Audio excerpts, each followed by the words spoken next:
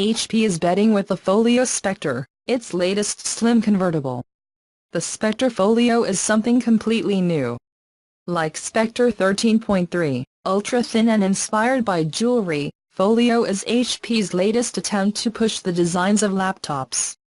The Specter Folio looks genuinely like a leather portfolio, complete with decorative stitching and a soft sheen, when closed.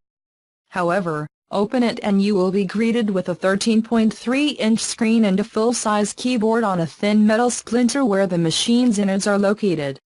Its convertible hinge, which folds from the base of the machine, instead of behind the screen, like Microsoft's Surface, lets you organize it like a traditional laptop. You can also pull the Folio screen in front of the keyboard to watch videos, or fold it to use it as a large tablet.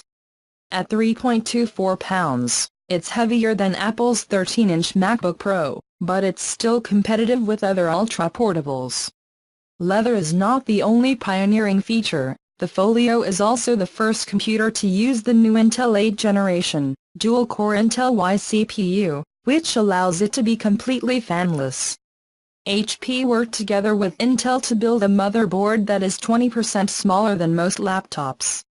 That partnership also led Folio to be the first gigabit LTE notebook on the market, with support at AT&T, T-Mobile and Sprint.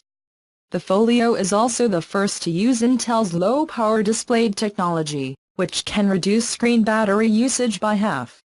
And since HP aims to make it an always-connected flagship PC, it also includes a huge battery with up to 19 hours of juice in the Core i5 model, and more than 17 hours in the Core i7.